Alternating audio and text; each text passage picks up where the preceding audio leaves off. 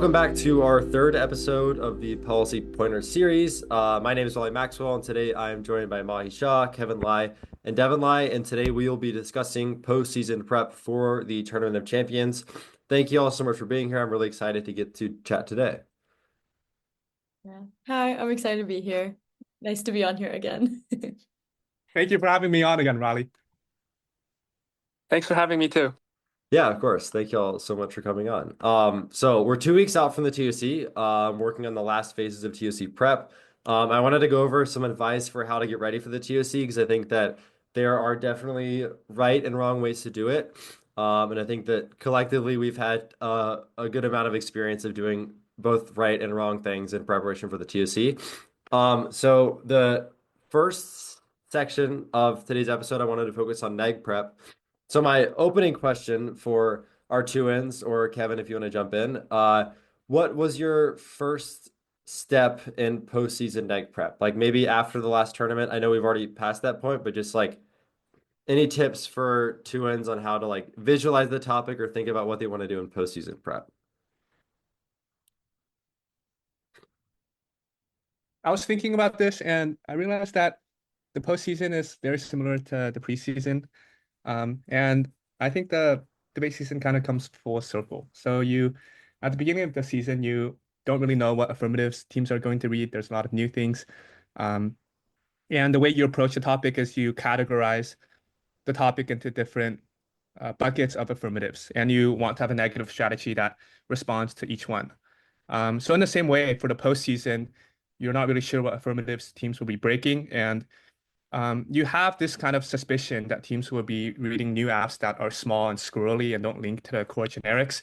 Um, but you can't ever fully predict what is going to be read. So because of that, you have to approach the postseason in a similar way.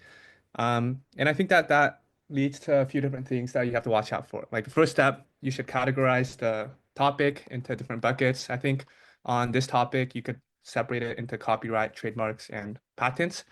You want to have a negative strategy that you're sure will work against each affirmative, and start your prep from that starting point. Yeah, just to add a little bit to that, I think that in addition to categorizing by, trademarks, copyrights, and patents, I also looked at small versus big AFs, just because at least on our senior year topic, there was quite a big difference. So I made sure I had one strategy for like a smaller AF that maybe wouldn't link to as much. So like a process counter plan, a K that I like felt good about. And then I had something more specific, like a disad for some of the big Fs that had good links. I also think that the first thing I did was I looked at a lot of my neg losses and figured out if there was a trend in what I was losing to.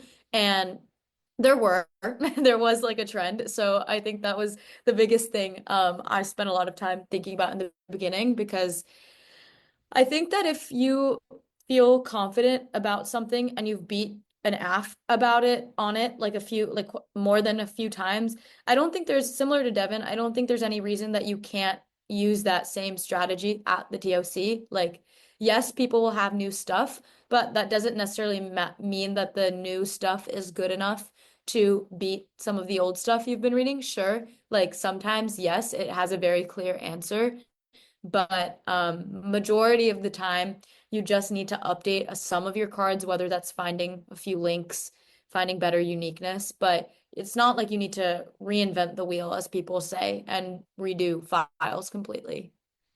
Yeah, I think that's a really good point I didn't even thought about, but it's like a lot of time before the TOC, there's this rush to like produce as many new files, new arguments as possible. When like a lot of times, if you are just kind of assessing how you've done with what you already have and like how to approach apps you've seen before, then like that can also be um super helpful. And I think like the other thing is I know last year, my like big prediction for the 2C that I was like trying to get everyone at NBA to kind of focus on was like tiny social security apps, which definitely did materialize, and then like subset basic income apps, which I'm not really sure that ever panned out, but at the very least, like we had talked about going for like T Universal, and like done practice with that.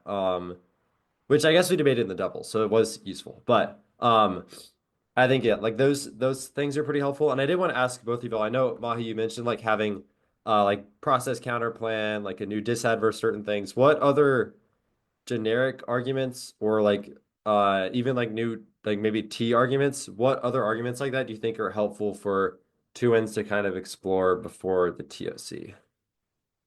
Yeah, to be honest, I think it's different for every person.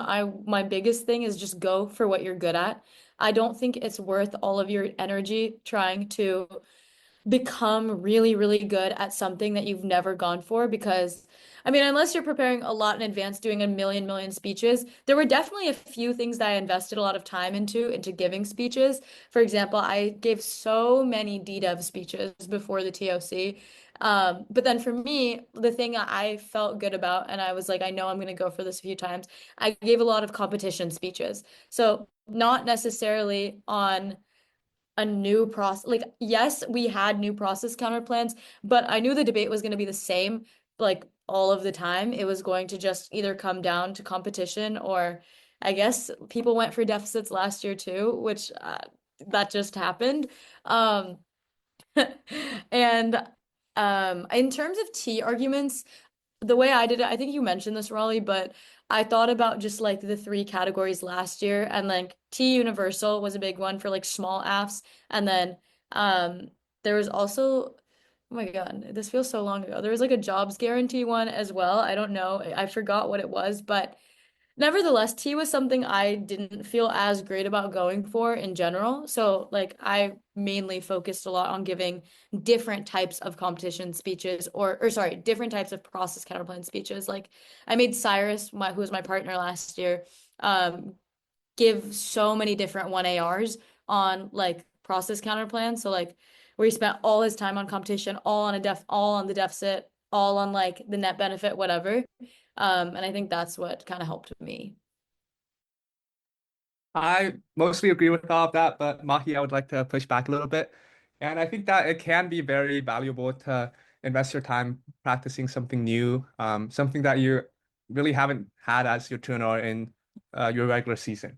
And the reason why is because affirmatives will be writing their 1AC and preparing their 2AR to beat the strategy that you're known to go for. Like if your tuner is always politics, or if your tuner is always a disadvantage or some counter plan. The 1AC will, if they're a decent team, will be written to beat that strategy. If, for example, if your 2NR is always politics, then the app is going to be the executive, or it's going to be some obscure change that doesn't affect the agenda.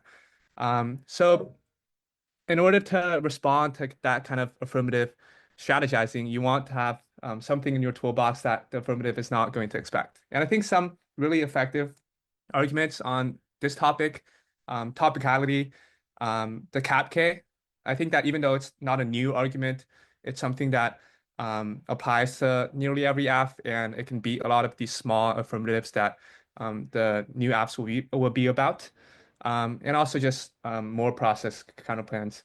They don't have to be like completely brand new, but if you like go back in time a little bit or go look at the college topic, there's always gems in there that um, high school, uh, the high school circuit isn't quite ready for. This is Kevin. I'm a 2A, but I also want to jump in.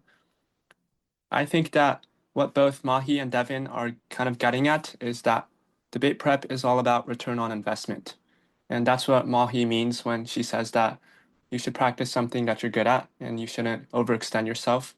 And I think Devin kind of got at the same point when he talked about categorizing affirmatives into buckets and organizing generics around that. And so I don't have that much experience on this topic, but I can talk about what went wrong during the postseason last year. So Devin and I, when we did neg prep last year for the postseason, we cut just basically whatever we wanted to cut and whatever seemed interesting to us. And that was definitely the wrong way to approach negative prep.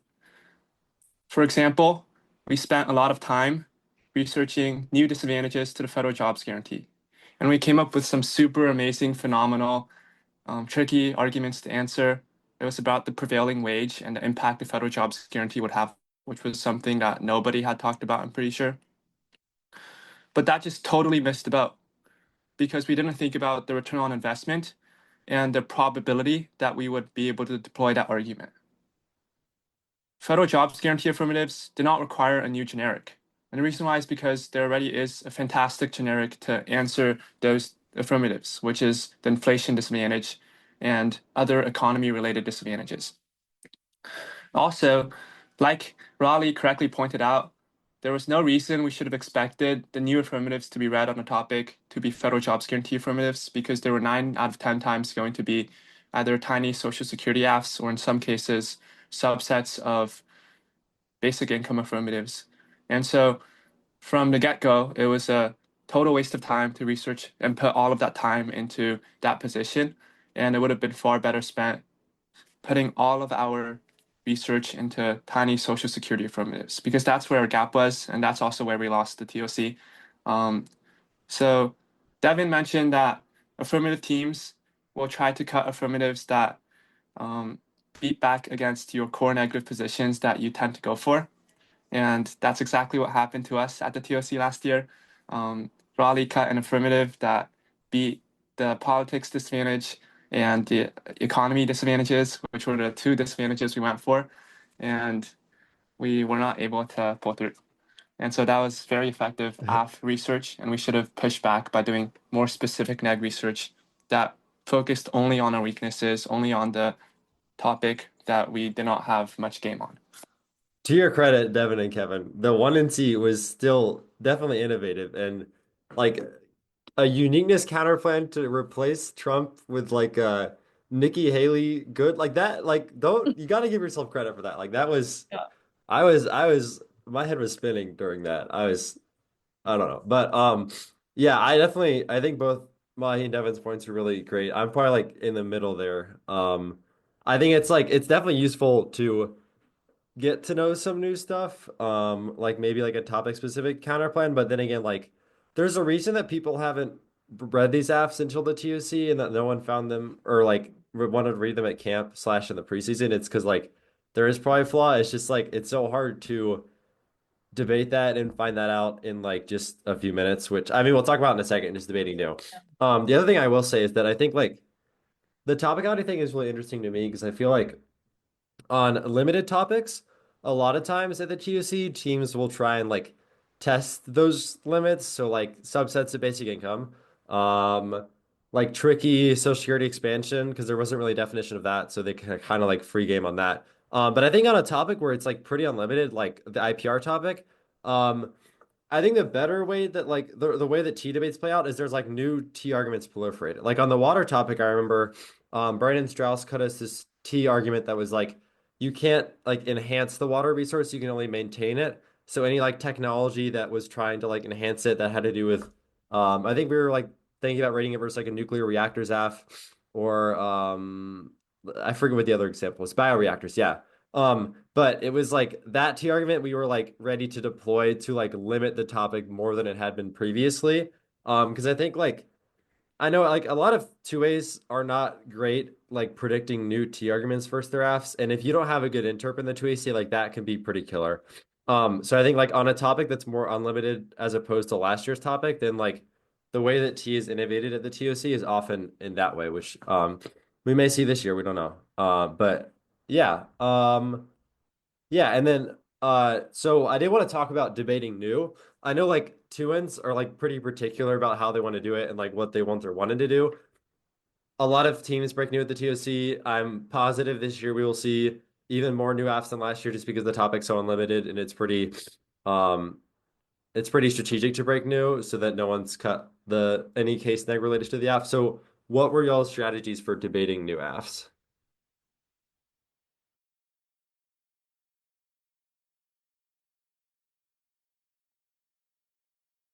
Um, have good generics. And I would like to talk a little bit more about the T stuff Raleigh was saying. And I would just like to second it and fully agree. Something that really helps at the TOC is a lot of the judges are college debaters who are done with their season. They have no idea what the high school topic is. They have no idea what the topicality norms are.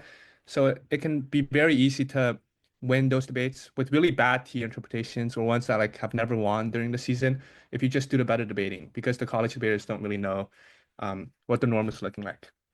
Apart from topicality, I think that against new affirmatives, you just want really solid generics process and um, critiques, and give a lot of speeches like Mahi did uh, with those positions, whether it's competition or um, winning or beating back the deficits.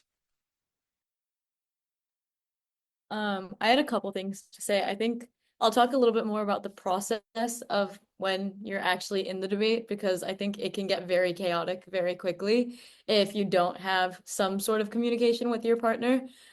Something that I always did if we knew that they were making, or well, actually, I did this ahead of the TOC, like a couple days before, is I made a little toolbox thing. So it was like a doc that had some of my favorite generics slash things that I knew would apply to basically every single AF. Like, yes, there are some exceptions that can get weird, but I knew that regardless of what the AF is, what the plan text says, I want that in the 1NC. And that's something that we had ahead of time. And then I would tell basically what would be happening during like the 1AC. I would tell Cyrus to put in certain things that like, you know, either we knew it applied now. So if it was something a little more specific to Social Security, a jobs guarantee, I would ask him to like open the file, put it in, while I continued reading it. I think the worst thing you can do is just as a 2N is like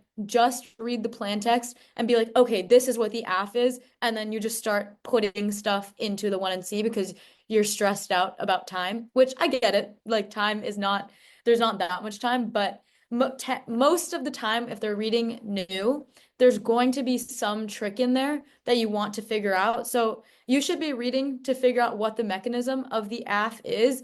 And if you can't figure it out, which sometimes you just can't, you should be writing that down to ask them in cross-ex because cross-ex is so useful here. Like you need to find out what the AF does. They have the advantage because they've cut the AF and you got it a few minutes ago. So 2Ns read the AF and then it would, I think that a combination of Cyrus and I, we would try to find the impact defense if we could, depending on what the impacts are, because you should have that if you and try to put it in so you can go for a disad. Obviously, not always the case, but I would also say, even if you feel good about the 1NC, I would take a minute or two or of prep even before giving the 1NC check to make sure you have every position. There have been times where I've watched debates where someone has just forgotten to put something that they wanted to put in. And then they're like, shoot, and they're like scrambling, asking their partner to get it for them, or like plan texts or counter plan texts are just out of order. And you want to be calm when you're giving the speech. You don't want to be frantic in the speech. So that's how I would go about it. I'm gonna jump in real quick. I have a very funny story from the TSC last year. So, it's the doubles we're debating lost to FL. This is not new. This is not even a new AF. So this is even more embarrassing. But so Sai and I decided that we were gonna go for T basic income must be universal, right? Like they only give it to farmers. Like this seems like a good argument, right? We had like practiced it because I was like the team is like we've got to get ready for these subsets BIF. So. That was the 2NC. He had it all blocked out. We had like a few other new positions, including this like devolution counterpoint that was like federal government incentivized the states to do this and devolve authority, did not fiat the states, so it was not Lopez. But I sit down after the 1NC, and I think I forget who realized it. If you watch the recording, you can see my face just like in utter shock at that moment, like right after I sit down 1NC cross-ex. And then I think I whispered to Sai, I was like, I did not read T. I was like, I did not, there was no T in the 1NC. And so we had both forgotten to put it in. I forget who exactly was in charge of making the 1NC. But yeah, so we did not have that position in the debate. We ended up going for the devolution counterplan because I think it was like mishandled in a speech or whatever. But yeah, so that was make sure that you are checking your 1NCs, even if it's an old AF. It's easy to make mistakes. Honestly, I think it was better for us because I think they had been ready for a T universal debate a lot more than us. So maybe it's all for the better. But yeah, just definitely echo what Mahi said. But I'll turn it back over to Devin if you have suggestions. One thing to keep in mind is just a lot of these new apps, like they're not so good. And don't be scared. Yeah, This is that's good Kevin. advice. Go ahead, Kevin. Sorry. No worries. And I just wanted to say divisional labor is really important. For Devin and I, when we were debating new, Devin did all of the off case stuff. I did all of the impact defense and case defense. Additionally, if he was running out of time during cross checks, I would be the one who would fix the counterplan texts, but usually Devin would have time to finish that as well. So the other part of debating new is that it's about whether you're debating up or debating down. If you feel like you're debating someone who is better than you and you open 1AC and you don't really know what to say, then at that point, if you have identified that to be the case, it is really important that you make the debate as complicated and confusing as possible. And the reason why is because simplicity and straightforwardness favors the team that is supposed to win. It favors the team that is quote unquote better. And especially if there's a specific affirmative that seems difficult to answer, that makes it all the more important for the negative team to try to make it very confusing for the 2AC to put together a good 2AC, for the 2A to put together a good 2AC speech. So basic confusion can, well, part of this is making big 1&Cs with many different off-case positions, but that doesn't mean putting in 5 process counterplans where all of the solvency deficits can be cross-applied. Instead, it means diversity over quantity, testing different parts of the plan. The uniqueness counterplan tests opportunity costs, and advantage counterplan that tests the intrinsicness of AF advantages, agent counterplans that test USFG key, process counterplan that tests certainty and immediacy, and disads that have links to different parts of the affirmative, as well as Ks and impact turns. You should also try to make the positions very insulated from each other. So if they straight turn something to 3C, there's always a counterplan that can sop it up. For example, if you read politics and a process counterplan, most of the times the process counterplan would shield the link turn, or some other counterplan could be used to shield the link turn. You could also read uniqueness counterplans that get out of those straight turns. So having those big 1&Cs can be very challenging for even a very good 2A, just because of the time pressure that you put on the 2A. Additionally, there's just a bunch of other things you can do. There are many booby traps that you can lay out. There are reverse disadvantages that you can try to trick the team into falling for. I know that Northwestern read a reverse politics disadvantage against Emory at the NDT this year, and they were successfully able to win that debate.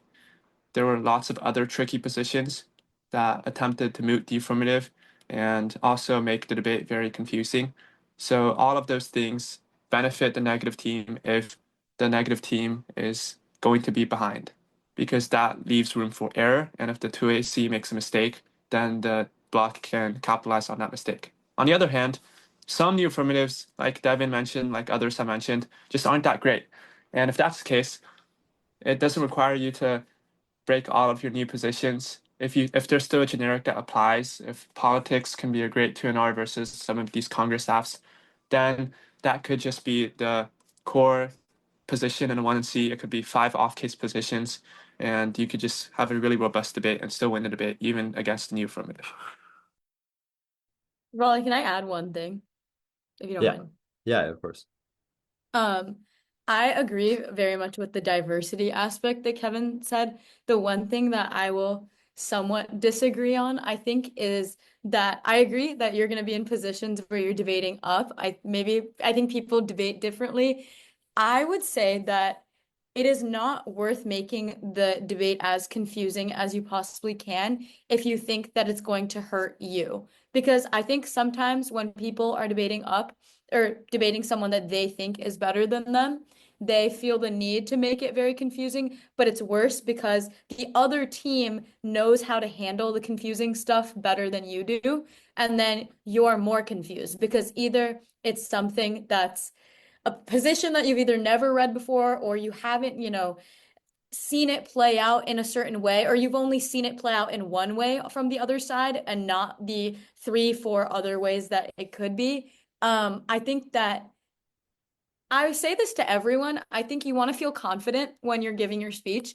And if you are confident with something that is more familiar, whether it's simplistic or not, I think you should go for that.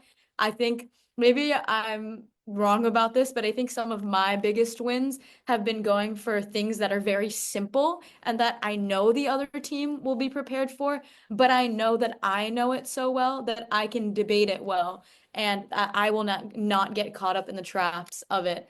One example I will give is actually when I debated Devin and Kevin at Emory in the quarters.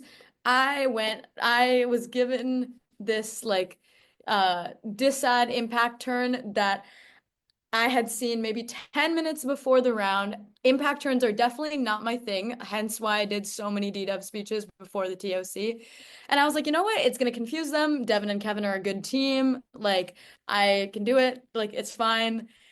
We start the round. I feel fine about it. And then basically Devin and Kevin decide to impact turn multiple things. There's like I don't know what's going on with the two impact turns that they've read, and then it becomes a lot more complicated for me. We end up losing the debate because I barely know what's happening by the end. So that's just one example of why I think sometimes simplicity is the way to go. I definitely should have read something I was more comfortable with. I think maybe the reason that Kevin and Devin had so much success with the complicate the debate strategy is that they never had to debate down, or debate up, I mean, sorry.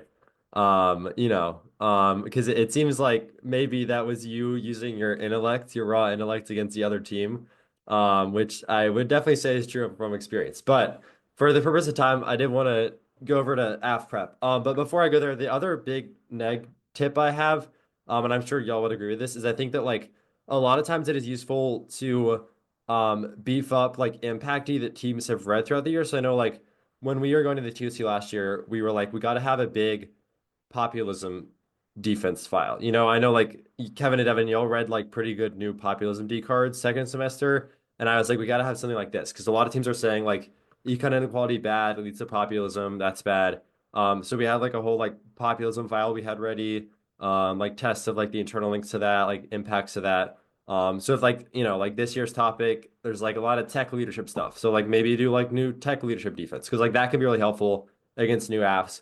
And you can just like, beat them on the impact level with, whatever off case you're going for. But jumping over to AF prep. So the first question again, like the next side, what was your first step in AF preparation?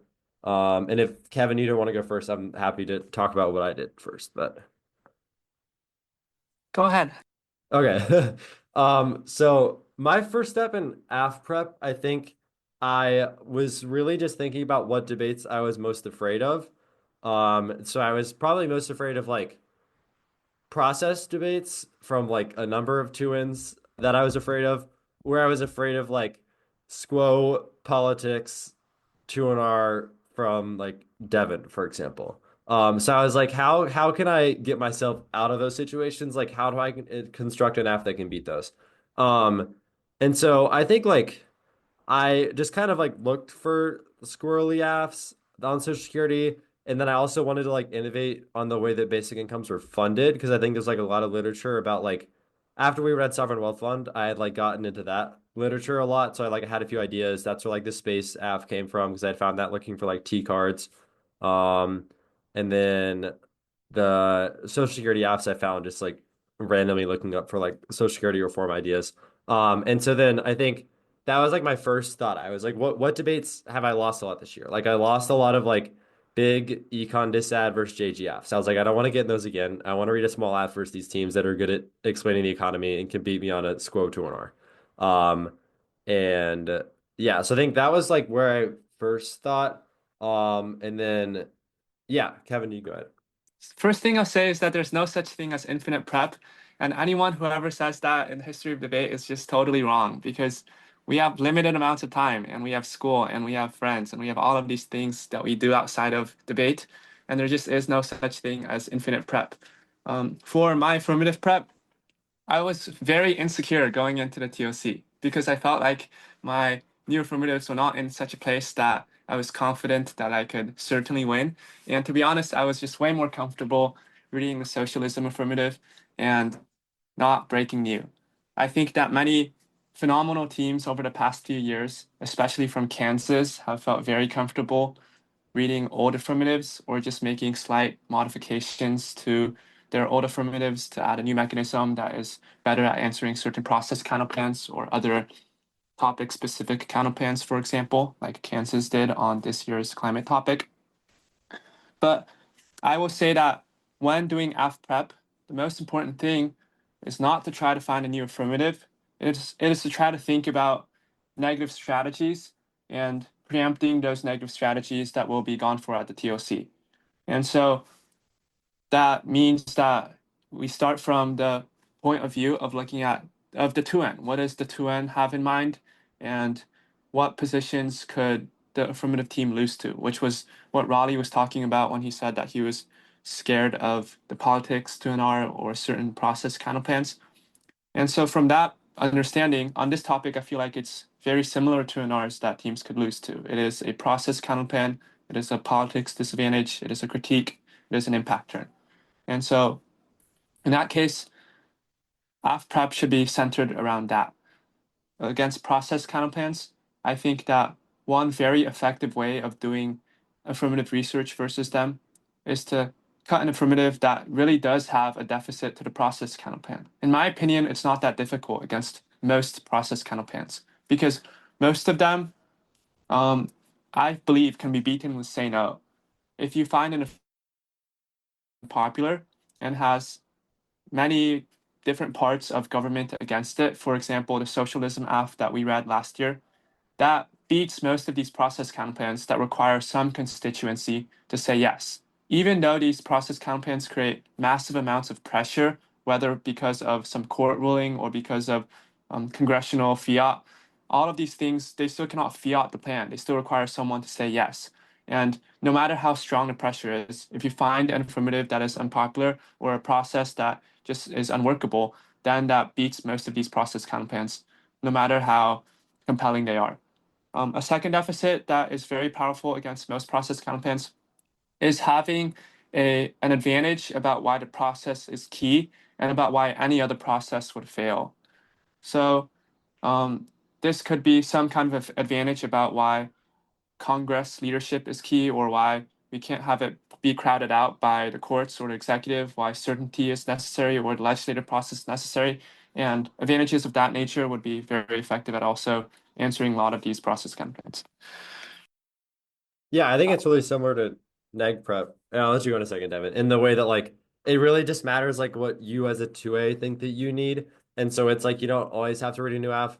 Like we lost to Kevin and Devin when they read socialism, which we even had something new in the 1 and C. Like they had just been like so ready and were fantastic at defending that app that it was like we had to go for a T argument that we had gone for like many times before. I mean, like Kansas and Mar read the carbon tax the entire year. And they obviously just kind of like rocked with that and did amazing. So you don't need a new app. But some 2As liked having new apps for like strategic purposes, but if you get really good at debating one, then yeah. But go ahead, Devin. I just wanted to add that in addition to what Raleigh and Kevin said about preparing for the positions that you're most scared of and the ones that are most likely to be the turnout, you also have to be very ready for all the old stuff that you're not so scared of, all the trash too that will get thrown at you in the 1C. Like the most tragic thing is if you break a new affirmative at the TOC and lose to the Death K. That's not a good position to be in. And the way to get around that is by having robust front lines to not only think about the new positions, but the old ones that teams will read and possibly go for still. And also to just have a bunch of practice debates. And the 2 hour could be whatever the negative team wants. So that way you're ready for anything that could happen. But because of this, I actually think that new affirmatives are very overrated. I think Kevin and Raleigh kind of got at this already, but I would really encourage a lot of affirmatives to consider sticking with apps they've read before, for a few reasons. First is that teams are the negative teams are ready for new apps. Sometimes they just won't cut a case neg to the app you've been reading. And the second thing is that new apps let the negative get away with whatever they want to read. So Kevin and I, on our senior year, we broke 3 new affirmatives. We lost 2 of them. I think there could be a very big risk to breaking a new app. Yeah, I think that's definitely fair. That is also Tuin telling you that, so maybe he just doesn't want to debate. I'm just kidding. No, that's fair. Yeah, I think like the other thing is like if you have new apps, you must practice them. Like I cut like maybe like most of our jobs to the 2C last year, but like the ones I did not cut, like for space example, I like found the solvency advocates. I was like, Sanjit, you love space, like cut this, please. And then like Sanjit cut the whole thing. And it was like there were a lot of parts of it that like I had to learn and practice before I could like know it well. And even like I don't know, like you can kind of tell like in my 2AC from finals, it's like case page, I was not as good as like 2ACs where I like had cut the F because I just like didn't know it as well. So like if you're gonna break new, you have to know your F well. You have to know like what flaws people might point out with it and how to answer that. But the next thing I did want to go into, which we kind of answered, but someone emailed me, asked me like how many apps that I have for the TOC last year, like how many do I recommend? Again, like it depends on how you want to debate as a 2A. Like it may seem like we had infinite, like not true. We just happened to break all of them but one. We didn't expect to be asked 4 times on Elam Day, and so I didn't really think that I would break all of them, but um, like we ended up having to read a lot of them. So you don't need that many. Um, like even yeah, it's if you can get really good at that one. But I think the way that you should think about writing new apps is like the purpose of them. Um, so I think after I had written like a few of them and had started a few of the other ones, like on a whiteboard in like the NBA debate office, I like wrote the new AFs, and then like I wrote the teams I was most afraid of, which to no surprise, both of y'all were on there. And then I like literally drew lines. I was like, what AF do I want to read versus which team? Because it was like I was thinking about like when do I want to read this? Like why do I want to read this versus this team? So like for Kevin and Devin, we read like partial disability insurance because it was like topical based on like the only predictable definition of expand Social Security, which is like either increased benefits or increased eligibility. Because it increased eligibility, but it decreased benefits. So maybe it didn't expand. Well, I don't know, but it also like link turn politics and econ, which is like I was terrified of that. I was like, we gotta have a link turn, we gotta have offense in play. So I was like that I'm gonna read verse them, and then I was like, lab, we're gonna read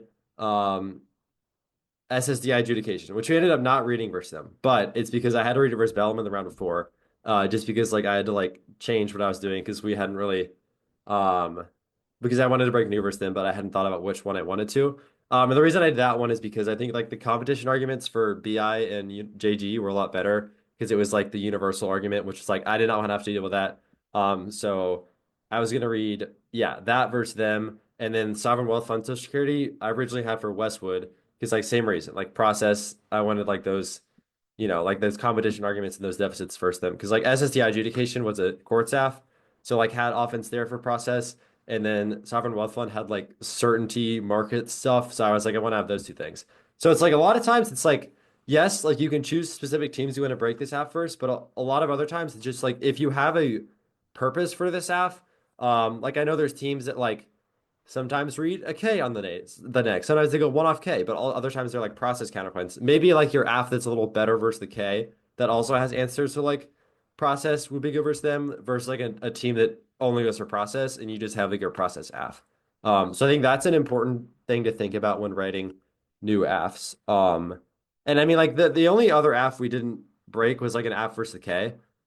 Which like I don't think that's necessary to have a new one at all. Like it's like the 2 hours is going to be the same pretty much. It's going to be like some permutation of like framework, case outweighs, yada yada yada. But I think like if you're thinking about what apps you want to read, which I guess at this point in 2C prep, maybe it's like past that. But if you do want to sit down and think about like when do I want to read this app that I cut, or when do I want to read that app, then I think that's a really useful way of organizing it. Yeah, and I think the other way of like looking at new apps is like some of them are one rounders. Some of them would not do not survive like more than how much is it? 11 minutes or like plus what however much prep the neg takes, but like 11 minutes of prep, right? So it's like you don't want to read that multiple rounds. But then again, like the IP basic income after we read in prelims, I was like, like it's good. It's like can withstand multiple rounds. Maybe it's not like the best for like an elim debate, but I was like, I want to read this in the prelims. Yeah, the other thing that's I think really important for being AF at the TOC is you have to be very wary of college trickle down. There are tons of college debaters who have not had any involvement in debate until the TOC. They bring unbroken files, they bring new ways of looking at the topic that no one has thought about, and they bring files that they did break at the NET. So like if you're watching files people read at the NET, especially if you know another team is being coached by someone, you have to think about that. So like when I was debating Mahi, I was like, I know that there are some Emory coaches that are helping you out. I was like, what did Emory read at the NDT? And like we had made like a scouting document of the NDT like a week before, just thinking about like what different teams had read. So I was like getting like two ACs up, like thinking about how to answer like this counter plan, like that counter plan. So like you want to be very wary of that because that can be pretty killer, I would say. Um, yeah, but those are my AF tips. If anyone has anything else, we can go to final thoughts. For the TOC, Devin and I had 3 new affirmatives. We did not break any of them. I did not feel Yeah. what? We Well, broke that was not our new affirmative. We just took it from someone else, and someone had already read it against Mahi. But the decision making behind that was just that we knew that UC Lab did not cut case negs, and we knew the 2NR was going to be a process kind of plan. The block was the process kind of plan and the depth critique. The 2NR was the depth critique. So I think we pushed them to go for an argument that we wanted them to go for, although it didn't pan out the way we wanted it to pan out. For the new affirmatives that we cut, one of them was about overpayments. There was a soft left affirmative that had a very good deficit to process and did not link to any disadvantage because the agent was the SSA rather than Congress. The only thing I was worried about was just the fact that it was soft left. So no matter how big the deficit is to the process counter plan, many judges just won't really care about it. We also cut a long-term care insurance affirmative, or most of it we didn't cut. Most of it was Jordan D work from previous topic, from the healthcare topic. The long-term care insurance half, the only argument we really had to answer was probably topicality, which of course is a super threatening argument, but I had a decent amount of time prepping out 1AR and 2AR stuff for it. So I'm not sure how that debate would have played out. And I know many judges probably would have had a strong aversion to including health insurance or Medicare as part of Social Security, but I think it was a debate to be had. And then we also cut a new affirmative. Well, we didn't really cut a full file for this, but it was just a new affirmative idea that rather than having the federal jobs guarantee kick in immediately, it only kicks in when we are no longer at full employment. So it's a full employment guarantee. The full employment is set by the Federal Reserve at 3% unemployment, I believe, or maybe it's 4. And so we read uniqueness evidence that in the status quo, the federal unemployment rate was under 4%. Therefore, the job guarantee will not kick in. So Brandon and Steven broke this affirmative against Eleanor, and they lost the debate. They lost on A-spec. But the reason why we cut that affirmative was to have a very strong position against the economy disadvantage, which we knew that Lhasa would be very prone to go for. Yeah. Cyrus cut 4 AFs. Well, 4 and he made a new version of data tax, which we read. But then we unfortunately did not get to read the other 4 just because we had quite a few K rounds. And then yeah, that's it. But yeah, that's all I was gonna say. One more thing I'll say, sorry for talking for so long. It's just that No, you're good, Kevin. We love to hear it. thanks. Based on everything that's been said, I think most of you all can identify that a lot of the prep we do just never gets read. And that's going to be the case no matter what. But the whole point of doing prep, the whole strategy that goes behind it is to try to maximize the opportunity that your prep is read and to try to make your preparation as wide-ranging and as impactful as possible. And so that's why I'll also say that a big part of doing prep is not just cutting cards. Prep is not just about cutting cards. It is also about thinking through arguments, writing blocks, doing practice speeches, and coming up with new ways to conceptualize certain arguments. Ishan Sharma did not cut a single card for the TOC. I don't even know if he cut a single card the whole school year, his senior year. But what he did do was he spent hours and hours and hours, way more than the rest of us combined, thinking about how process counter plans work and how the arguments and the theory regarding counter plan competition, functional and textual competition, and their permutations relating to them, how those operate. He innovated new arguments. He thought of new ways and new disadvantages to the model of textual and functional competition.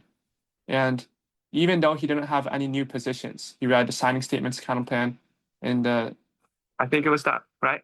Yeah, it was. Yeah, in the finals of the TOC, he was able to win the debate because he innovated new arguments, not in a card cutting sense, but in a block writing and generic argument sense. And so this is very important, especially applied to the critique, because there's going to be a lot more innovation in K arguments, not in a sense of new files or new critiques, but in a sense of new framework arguments and better framework speeches and better critical speeches. And so it's very important for affirmative teams who are going to be debating against the critique to think about new ways of how they want to impact out framework, clash, and fairness, how they want to interact with major pieces of neg offense, namely microaggressions, as well as education offense about why the negatives critical scholarship is key. I think those are the two main areas of negative framework offense, as well as thinking about how they want to interact with the rest of the critique with their affirmative. So all of those. So for example, the only reason why we were able to win our quarters debate of the TOC against Berkeley Prep was because we didn't do the thinking about half arguments versus okay, but some of our coaches did. Kevin Sun thought of a brand new phenomenal argument. Well, I'm sure it's not brand new, but it was a new way of packaging it. It was the deterrence turn, and basically the argument that removing critiques from the negatives toolbox or from their arsenal would force them to turn to things like tab or force them to go to out of round confrontations, which is better at solving microaggressions. And the negative team just never had an answer to that argument, which straight turned all of their framework offense. So it's really important to do innovation in that regard as well. Yeah. Yeah, I'm glad you brought up Ishan. Obviously I love Ishan. But it is like, it's like what do we'd even know about debate if we're like, if he, got further than all of us. But we should have Ishan on here at some point, I think.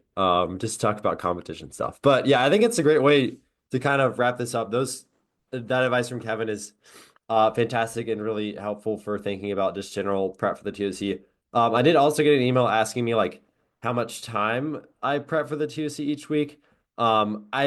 I don't know if y'all disagree with me, but I like it really depends on like what your situation is. It's like you don't want to be prepping so much that you are failing in school. You don't want to be prepping so much that you are like neglecting like family, like social life. Like it should really just be like when you have the time to. Like, yeah, like you can stay up later than you normally do to like work on stuff. Like I'm not saying you should not do that, but like if it gets to the point that it's like totally consuming your life, then like probably cut back a little bit. Like you can definitely do more than you did the rest of the year. I know like I was way more intense about debate, especially it's like a second semester senior when like school's a little less intense. A lot of seniors have like senioritis. It's like then you can like, kick into more debate mode. But if y'all have any other thoughts on that. Have fun. Debate is a game. And so make the most out of it by just having fun. If you don't want to do prep, don't do prep. If you want to do prep, then do prep. If you want to win, then try to win. But at the end of the day, it's just a tournament. Most of you are not going to win it. 99% of you are not. But it's just a really good experience. Enjoy the last of it, and I hope you all the best of luck at the Tournament of Champions. I have, I think, three pieces of advice. One, I think making a schedule is very helpful with your partner, especially, and like making sure expectations are clear. It should be a fun thing, so it does not have to be something very intense. But I think something Cyrus and I did that was very helpful is we were like, how many days a week do we want to like practice with each other in person?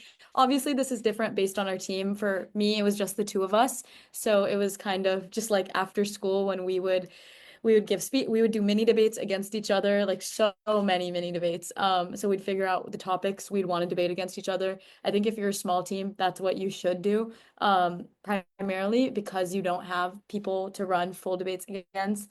The second thing I would say is that make sure you have a list for yourself just to categorize what's most important, what's, important after that, and then like if you don't have any time, what can you kind of give up in terms of prepping? Because at the end of the day, you're gonna have a list that's longer than what you can actually prep, and that happens to everybody. So it's important to just kind of prioritize, especially because Raleigh said you don't want to be giving up everything like school, etc. The last thing I would say is that it's hard to do this, especially, or hard not to do this if you're a senior, but your success at the TOC does not define the success you've had in the season or the growth you've had over the 4 years of debate. I think that I put a lot of pressure on it for the last tournament because I was like, I have to show that I was good at this activity. This is my last chance to, but you're not going to be remembered by how you did at the TOC.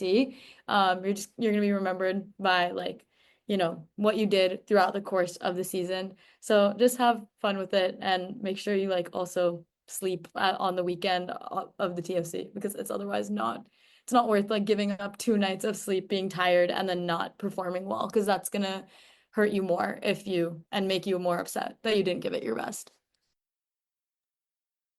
Man, I thought I was over the Tournament of Champions already, but um, now that we're talking about the rounds again and preparation, um, I wish I could say like it's just a tournament, doesn't really matter. You're gonna forget about it. Um, but I don't know. I wish I could go back in time and win the tournament. So, uh, I, do your best to have fun. It can mean a lot to some of you or a lot of you. Um, but there's always a lot more to life than debate. Yeah. Yeah. And just to wrap us up, I just want to thank all three of y'all for coming on today. It's been fantastic again. I know we could talk for hours, but I do want to wrap this up before it goes too long. But the final piece of advice I will leave y'all with something that Mahi talked about is like sleep. It is insane how much sleep affects your performance. You don't know if you're gonna be like the second speaker in every debate that day. Like Monday was maybe the longest and most like tiring day of my life. Like having to like answer like Surya, Mahi, Devin, Ishan 2 hours is like the gauntlet is how I described it. And so by the time I got to Ishan, I genuinely like my brain was not functioning. I was so tired. So it's like and I even got like a decent night of sleep the night before. But it's like you have to get sleep. Like you have like presumably have people that can like help you with like research or like cut cards. And if you're to the point that like you're just like so exhausted, it's like it's not worth staying up that late to like do the new stuff. You're gonna be better at debating if you have slept a lot. So like please, please, dear God, sleep. Like that is the biggest if you take away anything from this episode, which maybe it's bad this at the end, but like sleep. Like sleep. Um yeah. Any last final notes before we wrap up, or am I good to... All right. Yeah, thank y'all so much for listening. We'll have some new episodes coming before the summer, before camp. We're really excited about, but best of luck at the TOC. We hope this advice has been super useful. As always, feel free to reach out to any of us with questions. We love to answer those. And if you have any recommendations for future episodes, we love to hear that too. See you next time.